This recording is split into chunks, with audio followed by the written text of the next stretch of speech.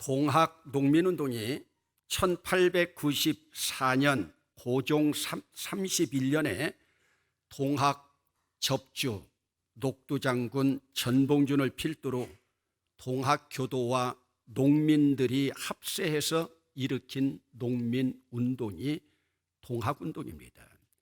이 운동의 시작은 전라도의 작은 고을인 고부군의 밀란에서 시작되었지만 풍부한 전라도 곡창지대는 언제나 가렴주구에 목말라 하는 탐관 오리들의 수탈의 대상이었습니다. 당시 왕실 중심의 왕족들과 양반을 중심으로 한 봉건적 통치로 농민들과 백성들은 수탈의 대상이 되어서 어디에도 하소연할 수 없고 밟힐 대로 밟히고 찢길 대로 찢긴 민초들이었습니다. 이에 반발한 전봉준이 동학 접주들과 함께 민간에 포고해서 탐관 오리들을 숙청시키고 복구 안민에 자기들의 목적에 있음을 천명하는 창의 문을 발표합니다.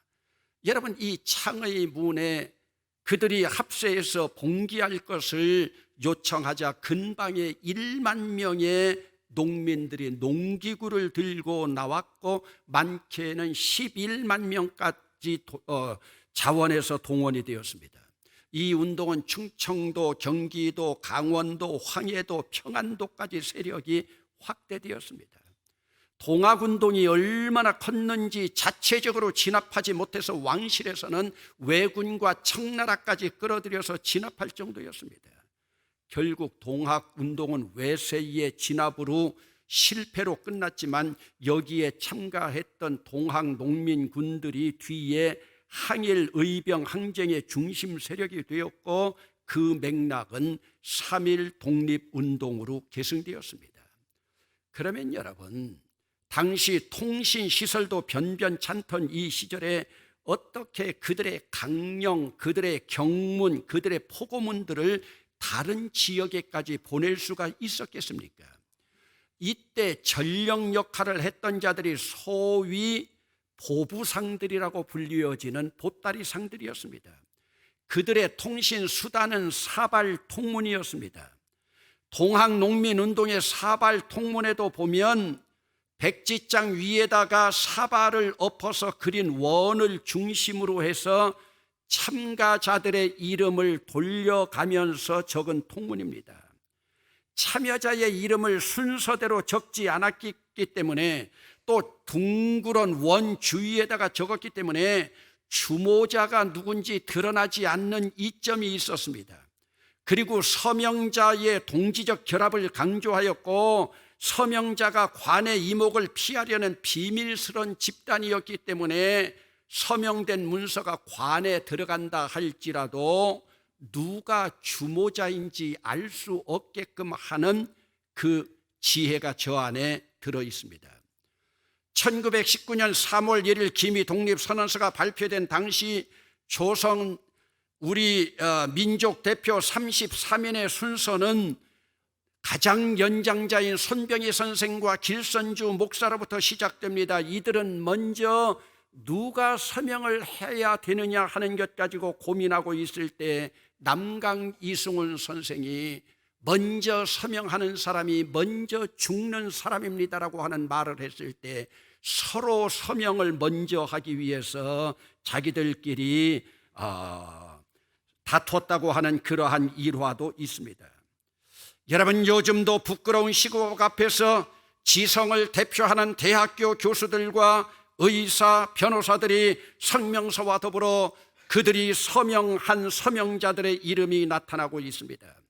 사람이 친필로 서명을 해도 부끄러운 서명이 있고 친필로 서명을 함에도 자랑스러운 서명이 있습니다.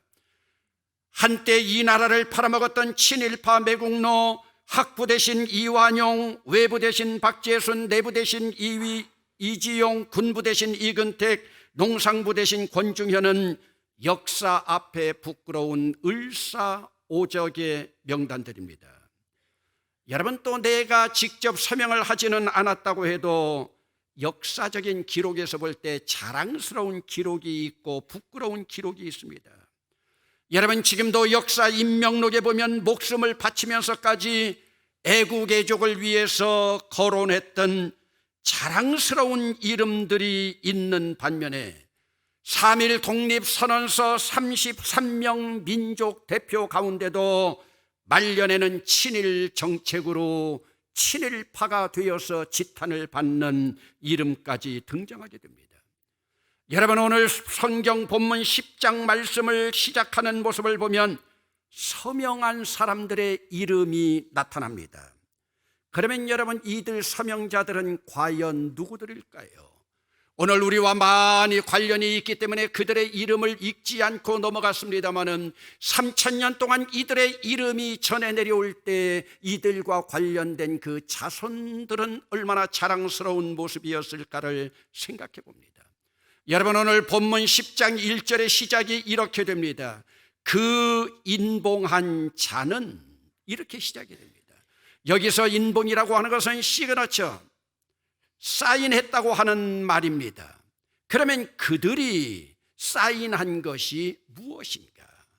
여러분, 오늘 본문 시작으로 읽었던 느헤미야 9장 38절 말씀을 한 목소리로 읽어보시겠습니다. 우리가 이 모든 일로 말미암아 이제 견고한 언약을 세워 기록하고 우리의 방백들과 레위 사람들과 제사장들이 다 인봉하나이다 하였느니라. 여러분, 우리가 이 모든 일로 말미암아 이제 견고한 언약을 세워 기록한다. 이 모든 일로 말미암아. 그렇다면 이 모든 일이 무엇입니까? 이들이 말하는 이 모든 일은 조상들의 죄로 말미암아 나라가 망한 일입니다. 조상들의 죄 때문에 나라가 패망한 그 일입니다. 그러면 여러분, 나라를 망하게 한 조상들의 죄가 무엇입니까? 하나님의 말씀에 순종하지 아니하고 교만하고 목을 굳게 하여 고집의 어깨를 내밀면서 선지자들까지 죽이면서 여호와 하나님을 모독한 죄입니다. 하나님께서 배불리 먹게 했어요. 하나님께서 살찌게 하셨음에도 불구하고 그들은 하나님께서 큰 복을 주셨음에도 그 하나님 앞에 불순종한 죄목들입니다. 이 모든 일에 백성들이 조상들의 죄를 회개하고 언약을 갱신하면서 서명하고 맹세한 자들의 이름이 지금 열거되어 있습니다. 여러분, 조상의 입장에서 보면 얼마나 부끄러운 일입니까? 그런데 자손들의 입장에서 보면 이 길만이 자기들이 앞으로 살아갈 길이기 때문에 선택의 여지가 없습니다.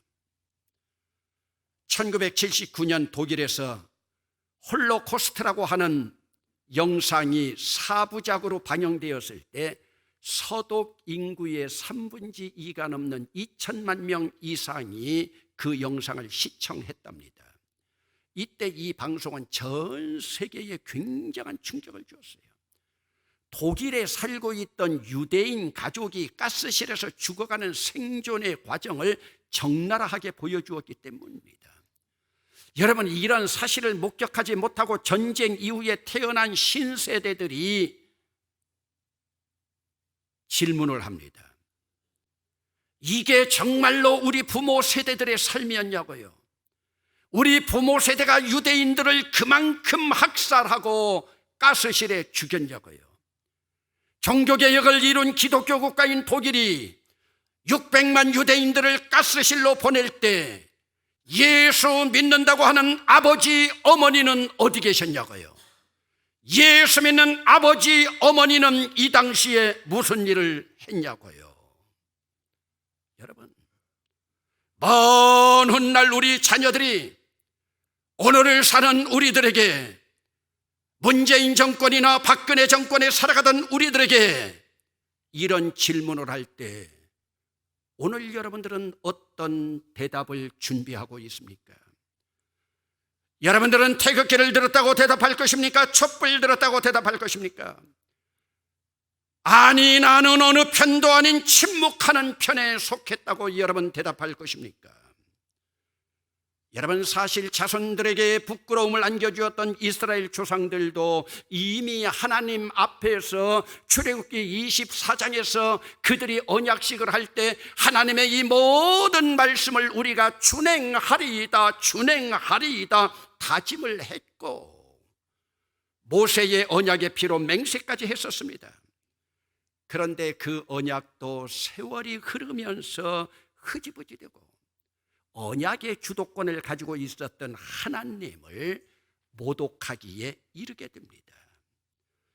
이제 후손들이 느헤미야의 애국심, 느헤미야의 지도력에 감동을 받고 에스라의 말씀에 감동을 받고 그들은 조상들의 죄를 철저하게 회개하고 언약을 갱신하면서 언약서에 사인을 하고 그리고 맹세합니다. 그리고 맹세한 서명자들의 이름이 지금 본문에 나타나서 실명으로 거론되고 있습니다. 여러분, 그러면 그들이 맹세하고 서명한 언약 갱신 내용이 무엇입니까? 29절 말씀에 보면 무서운 말이 나옵니다. 그들이 저주로 맹세한다고 기록되어 있습니다. 이것은 대단한 결단입니다. 여러분, 세상에서 저주로 결단한다고 하는, 맹세한다고 하는 말을 들어봤습니까? 이건 무슨 말씀입니까? 오늘 우리는 저주를 받는다 하더라도, 내가 저주를 받고 내 자손들이 저주를 받고 내 가문이 저주를 받는다 하더라도 이 언약을 지키겠다고 하는 결단이고 그들의 각오입니다. 이 언약 지키지 않으면 저주 받겠습니다. 우리 가문 저주의 길로 가겠습니다. 그러면 여러분, 이들이 이렇게 결단한 내용이 무엇입니까?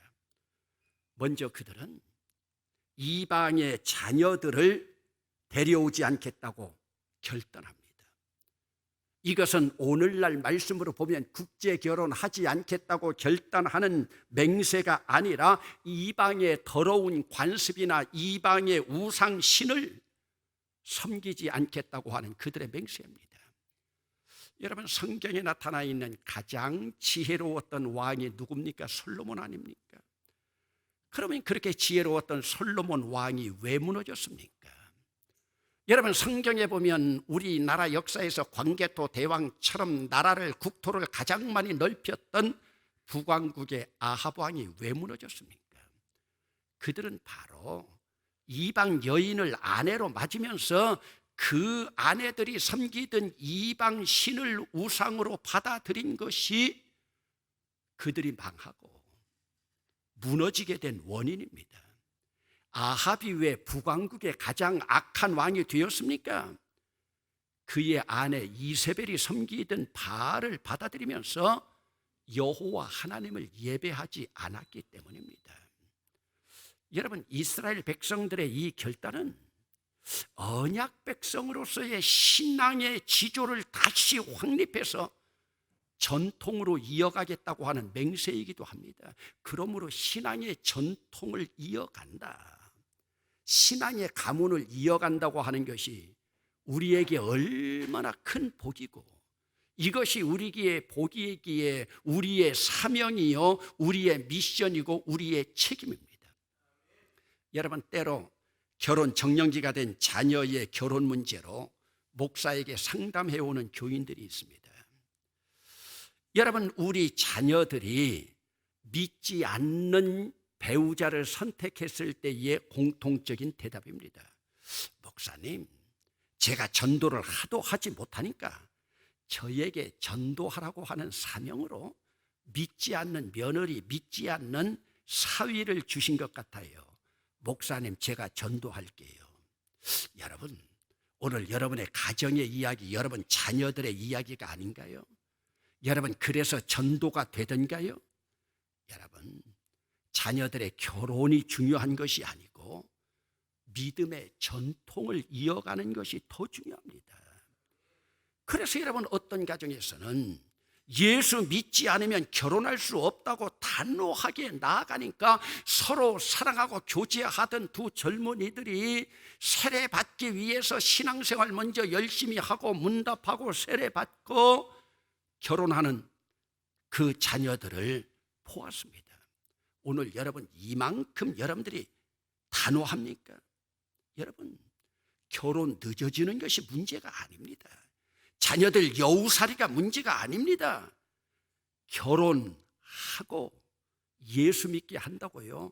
꿈 깨세요. 그 고난과 고통의 세월이 얼마나 힘이 드는지 아십니까? 우리 주변에는 아직도 외장 믿음에 대해서 그 고난의 광야길 걷고 있는 자들 많이 있잖아요. 여러분 제 총각 시절에는요, 나이 30만 되면 결혼 정년기가 넘어서 노총각이 되는 그런 세대였어요. 그런데 저는요 30살까지 장가를 못 간 노총각이었어요. 제 친구들은 300명이나 장가 가는데 제가 결혼식 사회를 봐줬는데요, 제가 속해 있던 그 고향교회도 큰 교회였어요. 그 교회 권사들 신앙이 얼마나 좋은지 몰라요.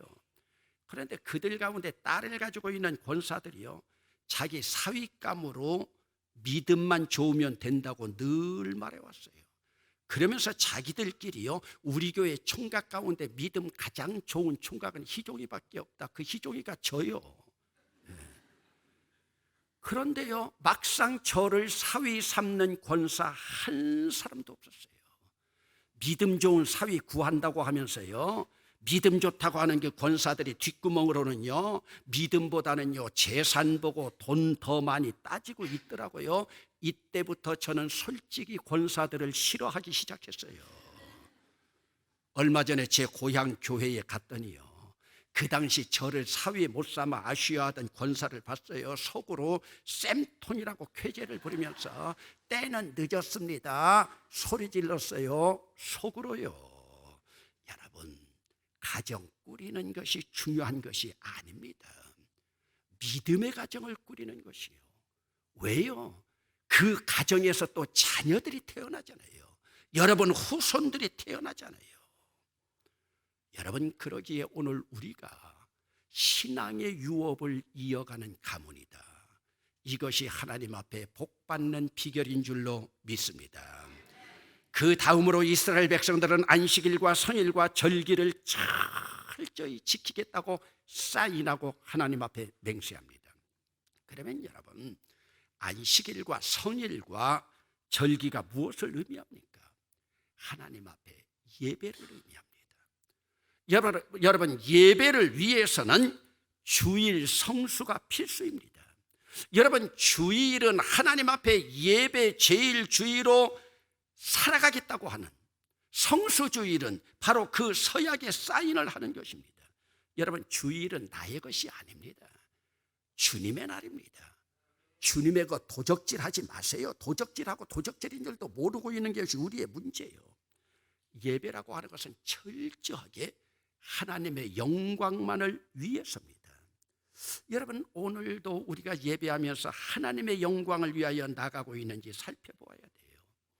여러분, 예배는 우리가 시간으로 때워도 되는 액세서리가 아닙니다. 여러분, 주일이면 예배로 때우고 다른 일을 해도 되는 날 아니에요. 오늘 여러분 예배 마치고 또 다른 데 가서 예식장 찾아가고 이 예배 소용이 없습니다. 주일은 온전히 하나님만 기쁘게 하는 날이에요. 주일은 나를 위한 날이 아닙니다. 그렇다면 여러분, 오늘 우리는 얼마나 경건하게 마음으로 주일을 준비하고 예배에 목숨 걸고 성수 주일에 우리의 성스러움을 함께 드러내고 있습니까? 얼마 전부터 저는 우리 부목사들에게요, 일생 동안 너희들의 목회 감당하고 마라톤 목회를 감당하려면 체력을 증진시키라고 당부했습니다. 이에 실행을 위해서 하루 운동한 인증샷을 저에게 보내라고 그랬어요. 그러니까 우리 부목사들이요, 10시 전후만 되면요 까똑까똑 하면서 제 핸드폰으로요 전부 그 보고가 요란하게 들어옵니다. 우리 부목사들이 열심히 체력을 증거하는, 또 단련하는 그러한 증거예요. 며칠 전에는 제가 부교역자들을 다시 모아놓고 이런 제의를 했습니다. 주일날에는 체력 단련 보고를 하지 말라고요. 왜 그랬을까요? 우리 목사들이 주일에 운동하는 것이 성수주일에 해당되는 것인지 신학적으로 조명해 보라고 말했습니다. 내가 체력을 단련하는 것이 주님을 기쁘게 하는 일인지 나를 위한 일인지 일반 교인들이라면 모르지만 우리는 교회의 지도자들이 아니냐.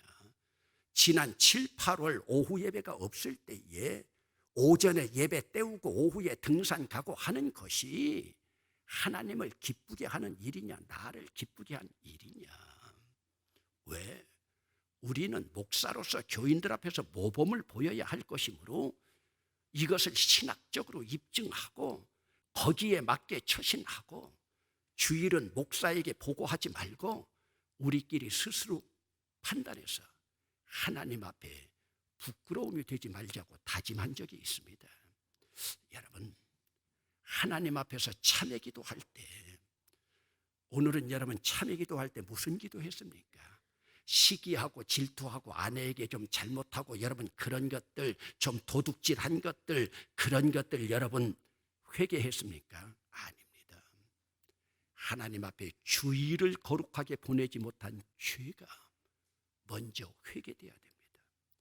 하나님 앞에 예배 중심으로 살아가지 못한 것, 예배를 우선시하지 않고 죄인인 줄도 모르고 예배는 시간만 때워도 되는 부수적인 액세서리인 것처럼 생각합니다. 만약 우리 교회 교인들이 일부 예배 드리고 다른 일을 위해서 일부 예배 시간 때우고 다른 일 같다면 일부 예배는 예배 드린 것이 아닙니다.